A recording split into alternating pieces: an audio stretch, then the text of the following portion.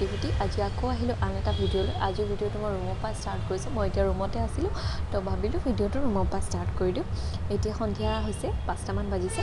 তো এতিয়া মই সাবুদানাৰ খিচিৰি বনামগৈ অলপমান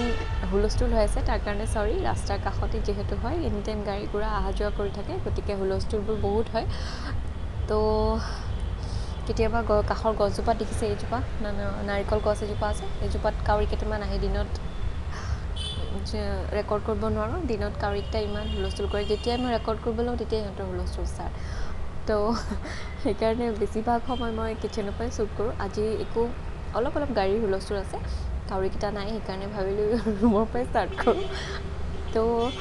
এতিয়া পাকঘৰত যাম সাবুদানাৰ খিচিৰি বনাম তো ভিডিঅ'টো শেষ হ'লে চাব যিসকলে এতিয়ালৈ সাবুদানাৰ খিচিৰি এইদৰে বনোৱা নাই তো বনাই চাব পাৰে বহুত টেষ্টি হয় আৰু লগতে হেল্ডিও হয় গতিকে ভিডিঅ'টো শেষ হ'লে চাই থাকিব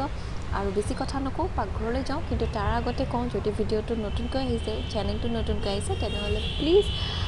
চেনেলটো ছাবস্ক্ৰাইব কৰিব নাপাহৰিব আপোনালোকৰ ছাবস্ক্ৰাইবৰে মোক সহায় কৰে মোক উৎসাহ দিয়ে নতুনকৈ ভিডিঅ' বনোৱাত আৰু লগতে ভিডিঅ'টো ভাল পালে লাইক শ্বেয়াৰ আৰু কমেণ্ট কৰিবলৈও নাপাহৰিব তো ব'লক এতিয়া পাকঘৰলৈ যাওঁ আৰু চিধা পাকঘৰতে আপোনালোকক লগ পাওঁ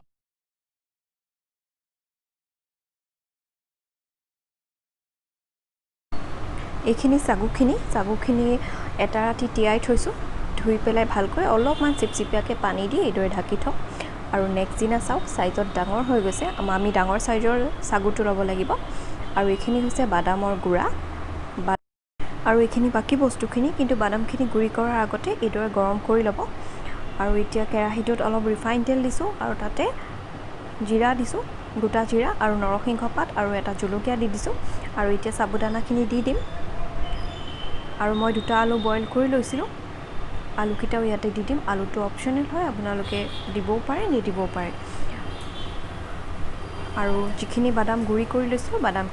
গুড়িখিনিও ইয়াতে দি দিম একেলগে আপোনালোকে বাকলি নথকা বাদামটো আনিলে গৰম কৰিব নালাগে তেতিয়া এনেই পেষ্ট কৰিলে হ'ল গৰম কৰিলে বাকলিটো ধুনীয়াকৈ আঁতৰি আহে সেইবাবে